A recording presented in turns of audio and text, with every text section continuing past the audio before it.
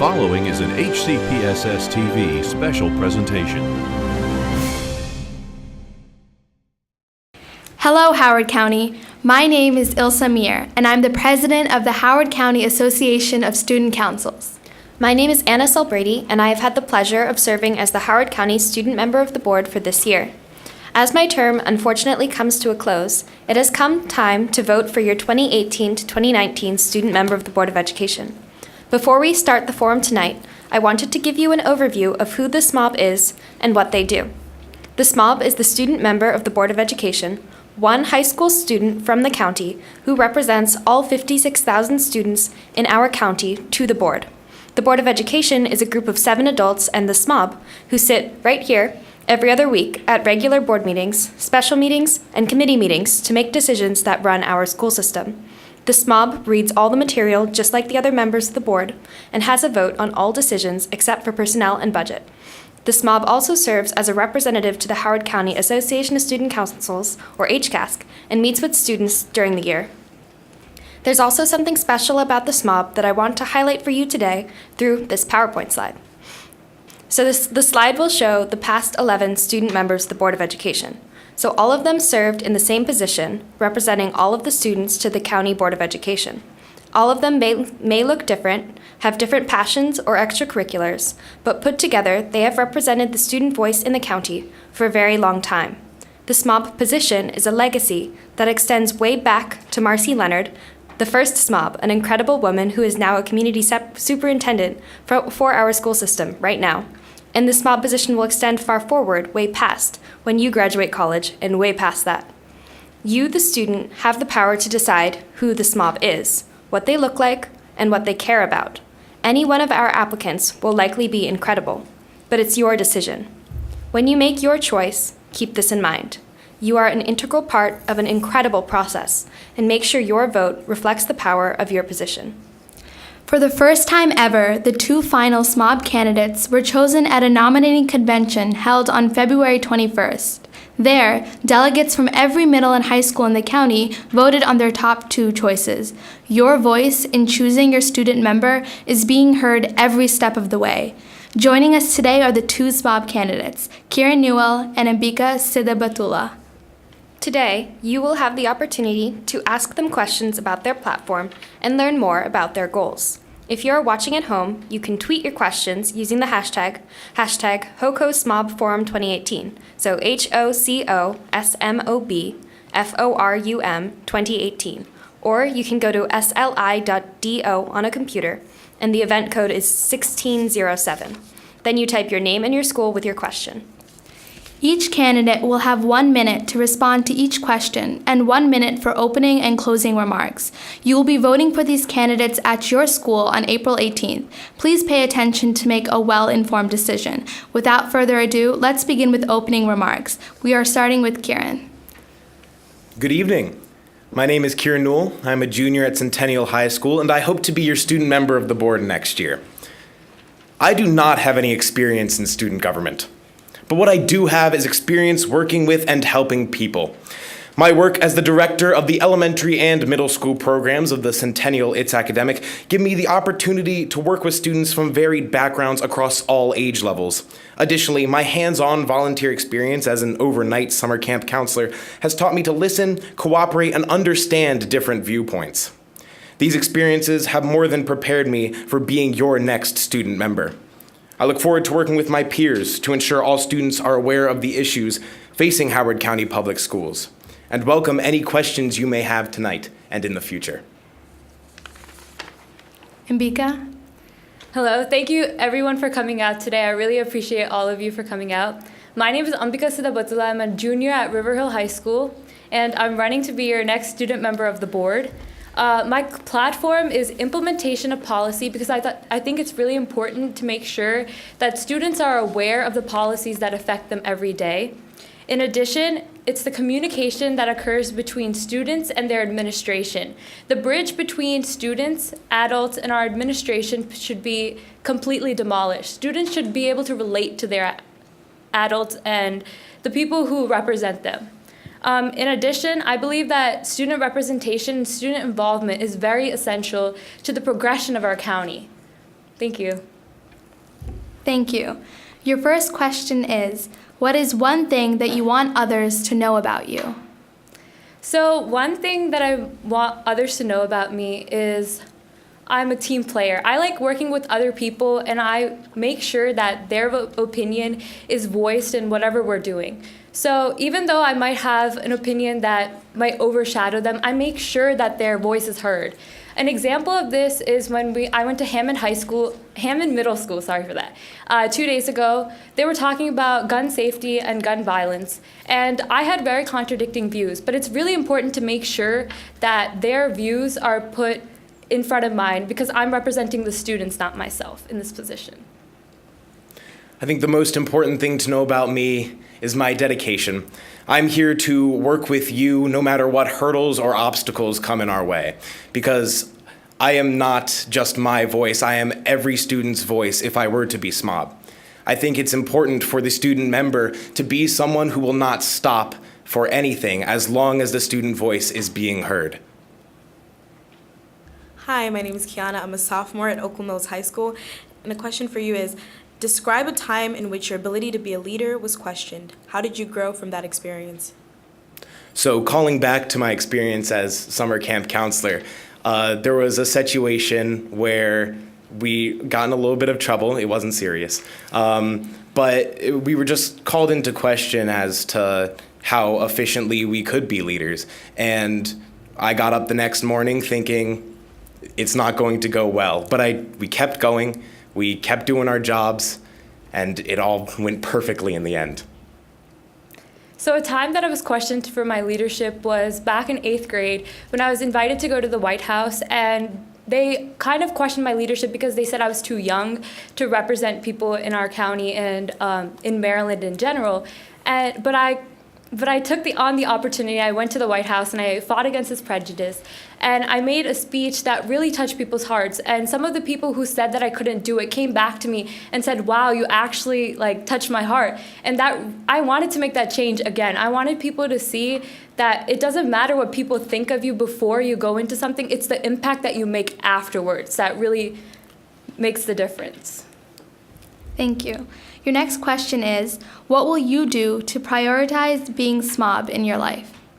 So I've been prioritizing being SMOB. Recently I've visited Patapsco Middle School today, and I got to meet with their MESA and their drama club. And in this I got to know a lot of the things that are going on in the school, like their homework, the struggle that they have with communicating with the teachers in their schools. In addition, I went to Hammond Middle School yesterday, and we talked about gun safety, and we talked about how they wanted cameras installed in their schools and stuff like that. I feel like it would be my #1 priority to make sure that students, not only the people in the leadership clubs, but every single student has a voice in the Board of Education, and that I equally represent everyone. Obviously, if I were to become SMOB, that would be the #1 priority in my life. Seeing as the student voice is invaluable, and anything that one student has to say is just as valuable as anyone else's, being the person to speak for them and with them would have to be the first thing I would do.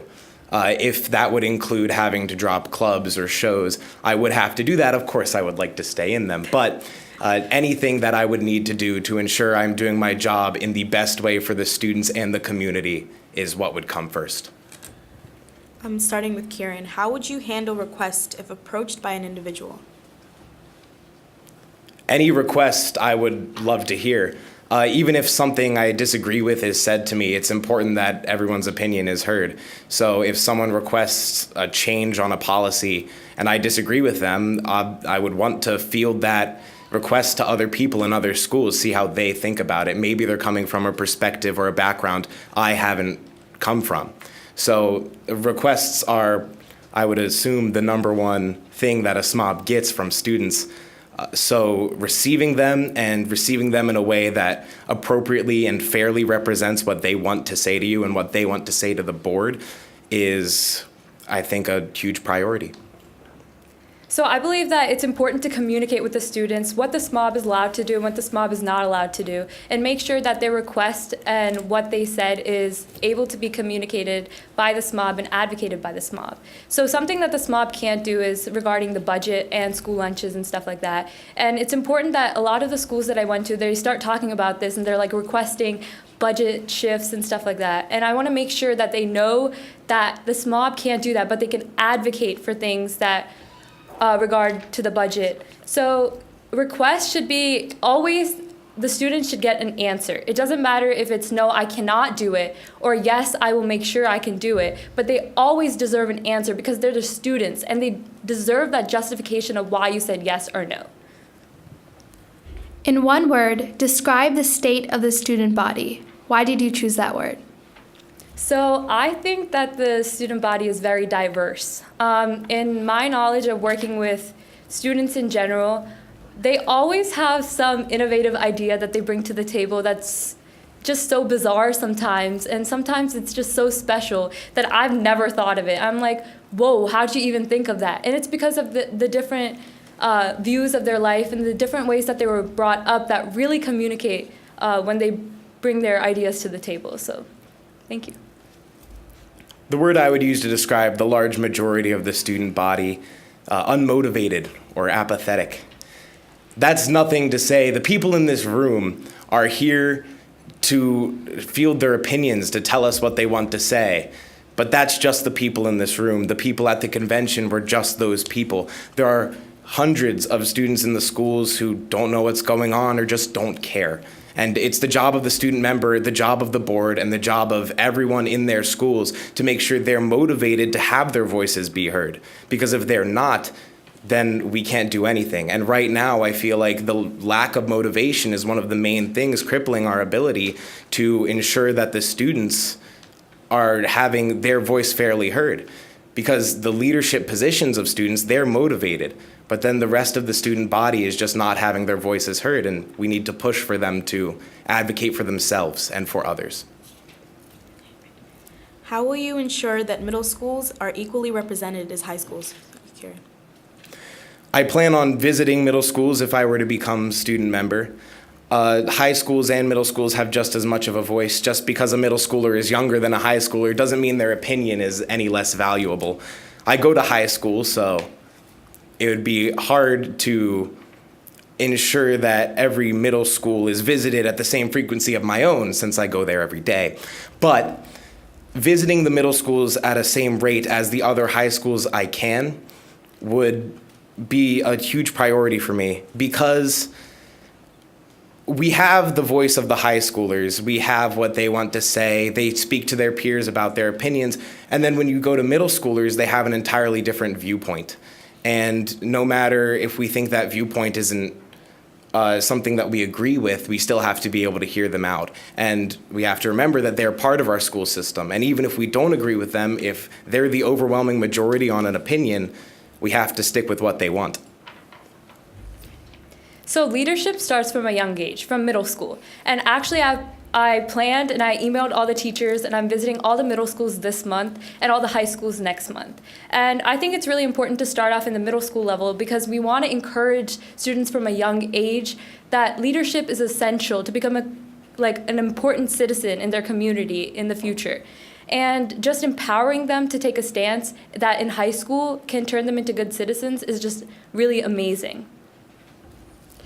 What is one positive quality and one negative quality your friends would use to describe you? One positive quality my friends would take to describe me is hardworking. When I put my mind to something, I will not let it go. I will make sure that I try my best at it, even though I fail, even though I pass. And even if I fail, I'll try my best to keep going at it to succeed at a later time. One of the biggest flaws that I have is I take on too much sometimes, and I make sure that it doesn't show in my work because I make sure that if I take on too much, I spend enough time on everything and that I distribute my time and prioritize the things that matter most. So I think one word my peers would use to describe me is responsible. I try my hardest with everything I do to make sure that it is done in an appropriate manner and on time to the best of my ability. I think responsibility is a huge trait for the SMOB because they are responsible for the voice of 50-odd thousand people, and it is important for them to be able to speak with all of them maturely and responsibly.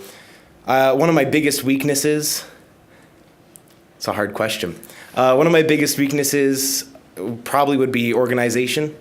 I consider myself a fairly organized person, but when it comes to it, sometimes doing a lot of things, making sure that everything is in order, can be difficult, and you just lose track of things sometimes. But I think I've improved greatly over that. Keeping a well-maintained schedule, making sure everything stays in order, has been something I've really been working on, and I think I've been making great strides. How does your platform differ from candidates in previous years? What makes you stand out? For me, my platform consists of communication, representation, and equity. I think what makes me stand out is my willingness to change that. If I see that there is an issue that is more important than what I think is the most important thing, I am fully willing to listen to the students and change what my platform needs to be. Right now, I believe communication in the schools needs to be increased, needs to be more transparent, needs to be fluent. I think representation right now definitely needs some work, not just speaking with leadership groups. And then I think equity, making sure everyone has the same opportunity as someone else, is a huge thing we need to work on. But if someone else thinks something is more important, I am willing to listen to that. I'm willing to change, and I think that's what makes me stand out. So my platform, as I've covered before, is implementation of the policy, communication between students and administration, and representation of the students. And this differs from previous SMOBs because my implementation of policy isn't really implementation of the policy. What I'm saying is that in addition to the policy published online, you'll have like a little video that even a kindergartner will understand on that policy to like show what the policy is in 30 seconds to make sure that every student understands what's going on. The communication is to make sure that students can go up to a teacher and say, hey, I want to be in this club, I want to be here. And they are given the resources that they need, and there's no bridge between the teachers and the students. That's very important. And representation of the students is essential to make sure that Howard County is the best. And making sure that every single voice is heard is just phenomenal. So how we can approach this is by creating a student council for every school and making sure that they come to the board meetings. What is your first priority once elected? Once elected, my first priority would be to make sure that there's a student council for every single school. So it's important that schools feel equally represented in the Board of Education and every single student feels equally represented. So in addition to make a well-balanced group of individuals to come to the Board of Education, we would pick one student from the SGA and one student from other clubs, and we would ask them to bring forth to the Board of Education what type of problems and issues that their school might face. And this would really address a county-wide solution and really put forth solutions that can be implemented in different types of schools as a whole. The first issue I want to address would be communication. I think right now, I'm pleased that every school has a SGA, or as far as I'm aware, they do. I'm pleased with how they've been operating, but I feel like communicating with solely that SGA cannot be what we want to do. Communicating with just a single group of people is not the best way to get our ideas out there. We can obviously keep feeding the same things to the same people every time, but it's going to be the same things. We need ways to communicate with everybody. That could include implementation via Canvas or other social media networks. I can't promise anything to you regarding communication. It's all too easy to go to someone, ask them a question, and be told no.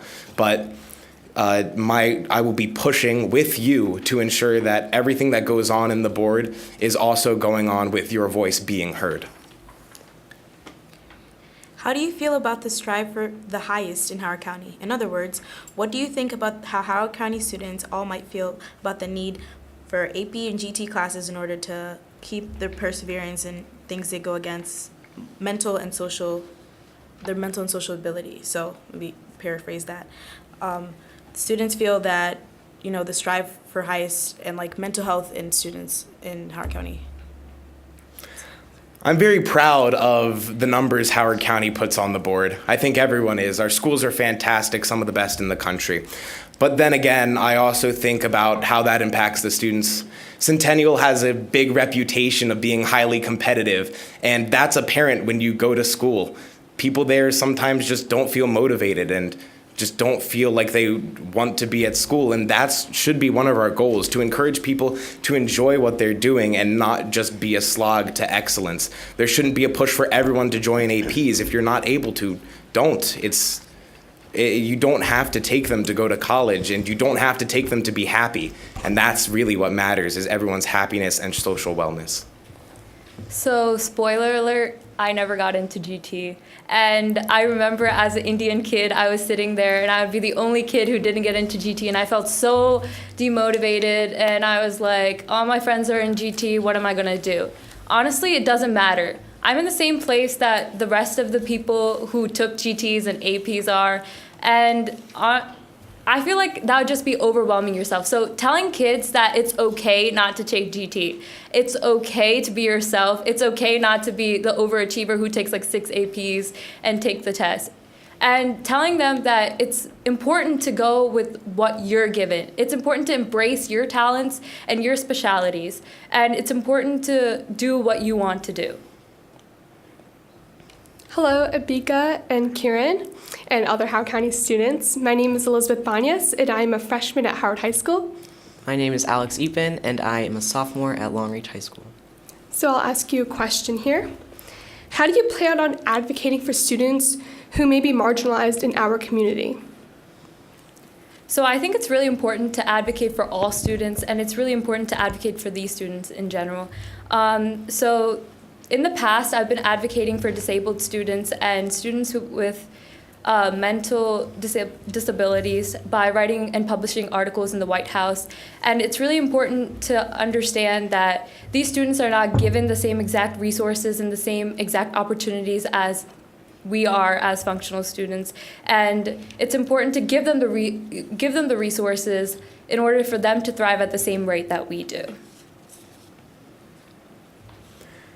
So at the student delegate convention, I had the lovely opportunity to speak from a young lady from Homewood, and she said she felt like she was marginalized and that Homewood was looked down upon by the other high schools. I had the opportunity to speak from plenty of students from plenty of schools who felt like the programs they were in or the school they went to was not considered the same as the other schools, and I think that is a huge problem.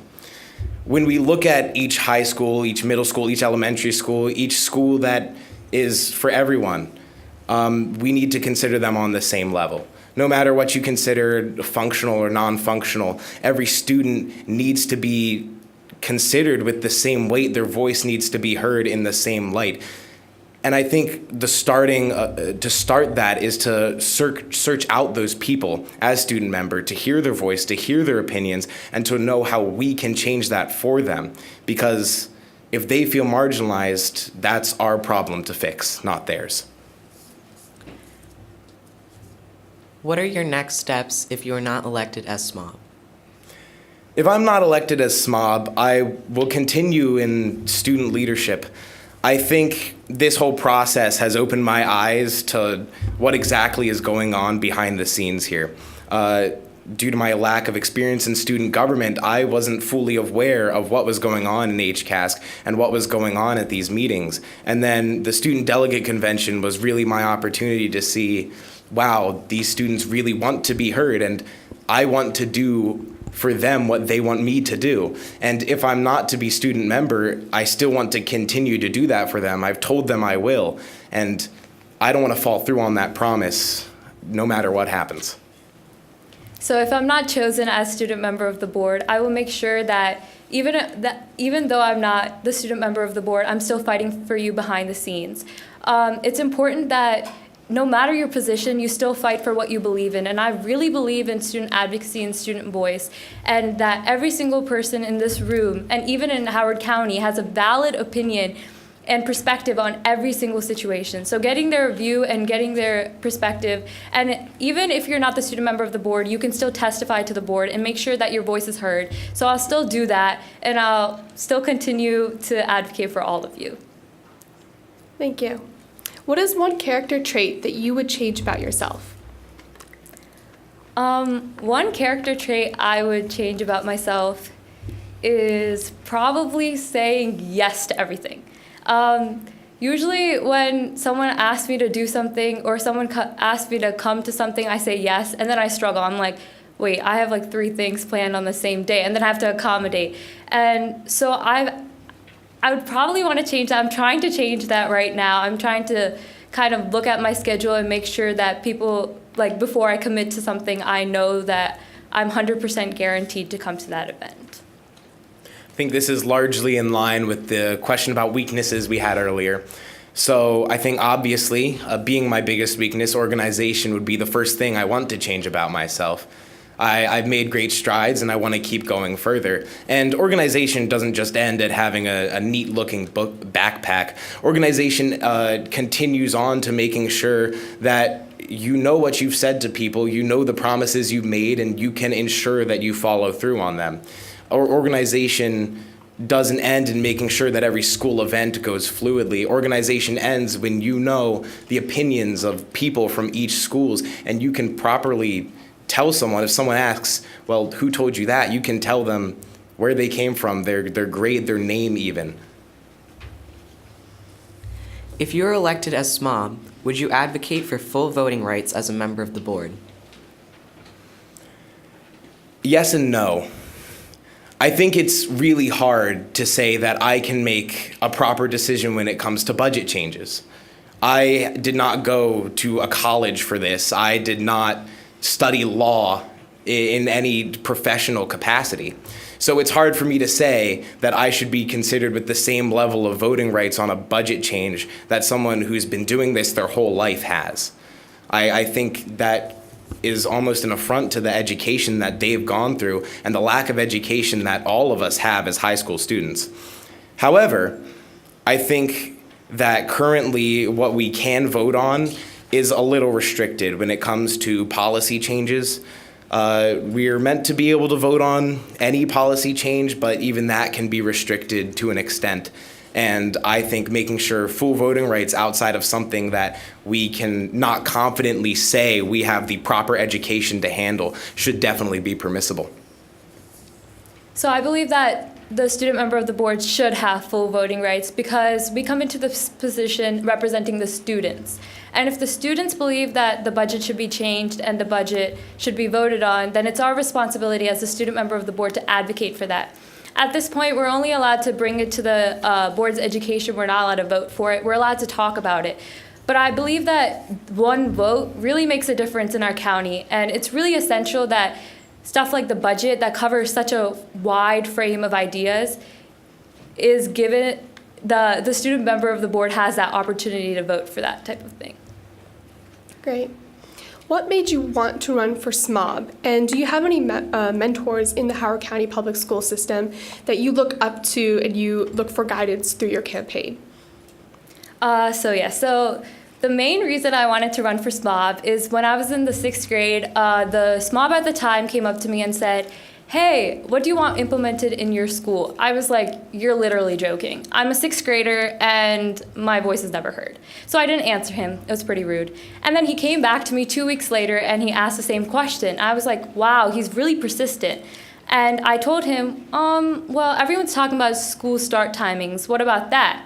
2 years later, 8th grade, I was in the PE and I was taking a survey, and it was on school start timings. I thought to myself, wow, this is actually like something that's being initiated. Something that a student says is actually being voiced in Howard County. It's really important that students understand that. And a mentor I look towards in Howard County would probably be my ARL teacher from last year. Her name is Ms. Siddiqui, and her husband, Mr. Siddiqui, actually works in the Board of Education, and she's really helped me in understanding how the Board of Education works as a whole. Sorry. Could you repeat the question? Sure. Why did you want to run as SMOB candidate, and do you have any mentors in the Howard County Public School System that you look up to and hope to gain guidance from with your election and campaign? So the main reason I wanted to run for SMOB is I saw a problem in the school system that I go to. The school I go to I felt like we weren't doing what we could do to have our opinions heard. I felt like the vast majority of people I sat with in class every day had opinions, had voices on everything that was going on in the Board of Ed, and just didn't want to say anything or didn't feel like what they would say mattered. So I saw this and I thought, well, I could change that. I could be the person to be the megaphone for their voice. A mentor for myself in Howard County would be Dr. Eric Seifter. He's the director of the ITS academic program. His perseverance is something to be admired. No matter what he goes through, he's always there at the next meeting, ready to set up and ready to go. And I think that same quality should apply over to the SMOB, and being around him has definitely rubbed at least some of that off on me.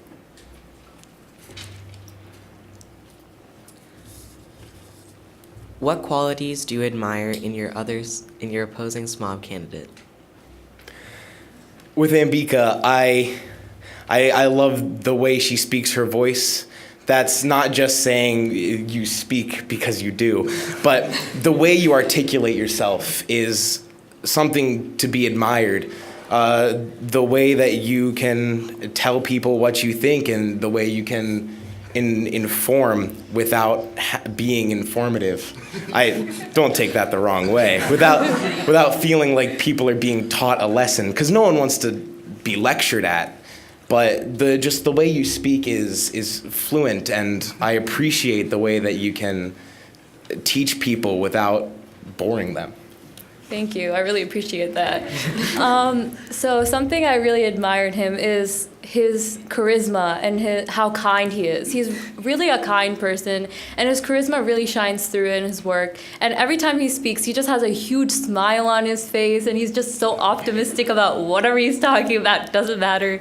And that really rubs off on the person who's sitting next to him. They always feel happy when they're near him, and I really need to applaud you for that.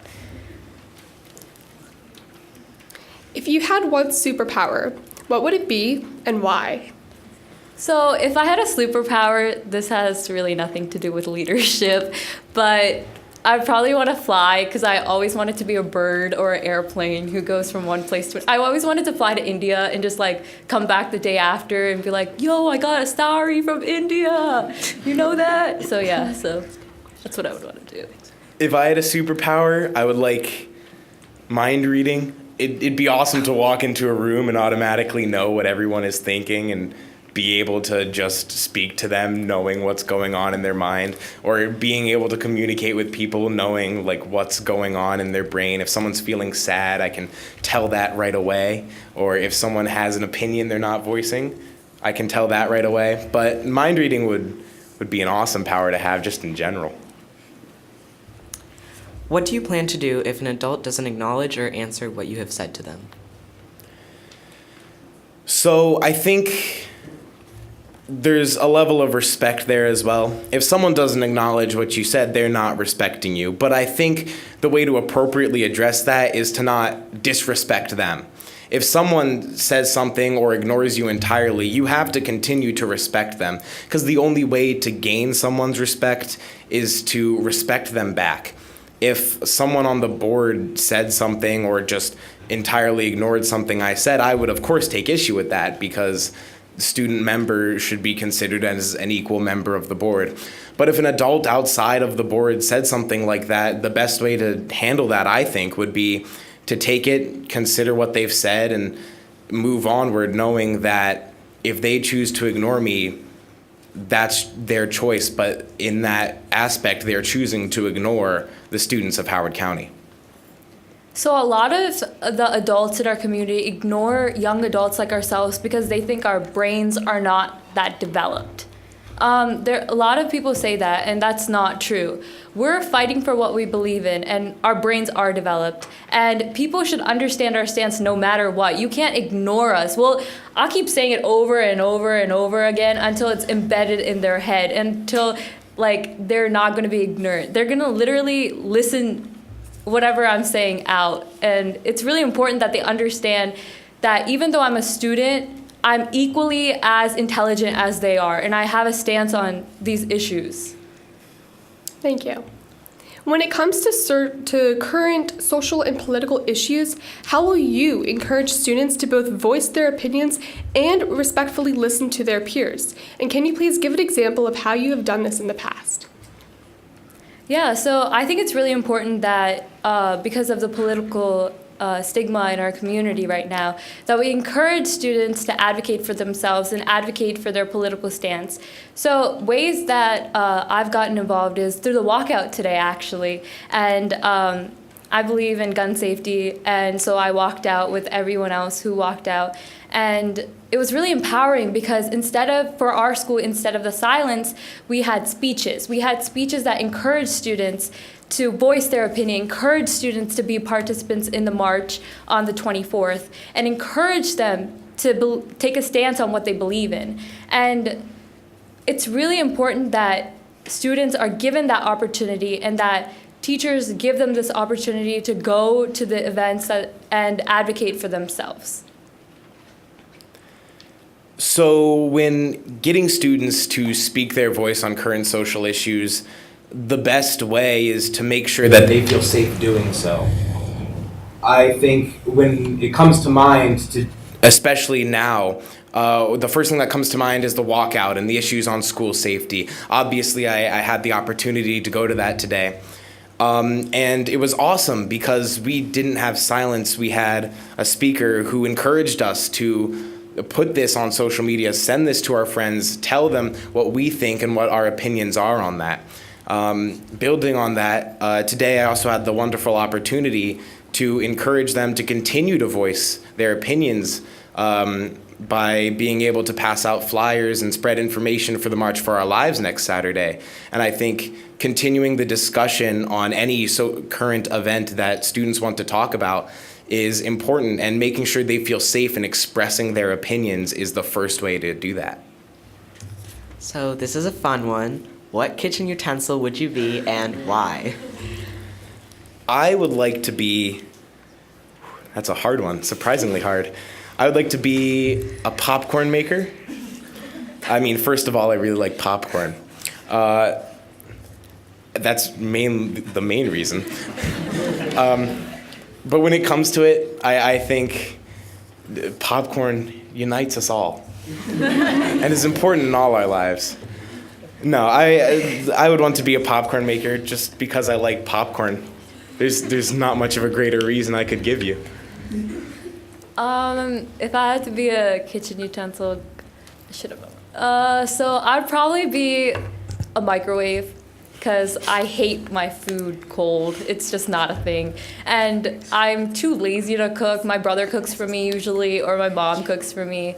So usually just into the microwave and eat whatever is left over. Yeah, cool.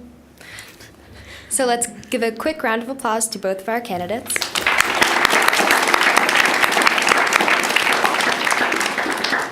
That was absolutely phenomenal. I can understand exactly what you just went through, and I am so proud of both of you. You got through it. It was quite good. So we will now finish with closing remarks. Each of you will have 1 minute, and we will start with Ambika. So thank you all for coming today. I've said this a lot, but I really appreciate all of you for coming. I would just like to say one of the students that I met asked me a question, and I answered it incorrectly at the convention. I want to answer it correctly now. They asked me, what's the difference, do you believe in equality or equity? And I felt bad, first of all, because I didn't answer this question completely honest, and I kind of made a mistake on this question. I believe in equity. I believe that every single student should be given the same amount of resources that they need in order to thrive. If you need more help, you should be given that help. If you need more support, you should be given that support. And I'm so sorry for not answering that question properly that day, and I hope that really addresses that person. Thank you for the opportunity to speak with you all today. I look forward to working with all of you in the future, everyone in this room, everyone watching, and everyone who will watch this in the future. If elected as the student member, I pledge to work towards a system of open communication and transparency, a system of representation and across the board having people's voices heard. I will strive to find new ways to efficiently disperse information between students, community members, administration, teachers, anyone who wants or should hear it. I will advocate for the students of Howard County so that everyone is fairly represented, so that everyone's voice holds the same weight, and so that no one feels like their voice is not being heard. I will be an agent of change and representation for myself and my peers. That includes anyone in an elementary, middle, or high school. All of them have an opinion that means the same as my own. And most importantly, I will listen and speak with your voice on issues that are important to you, the students of Howard County.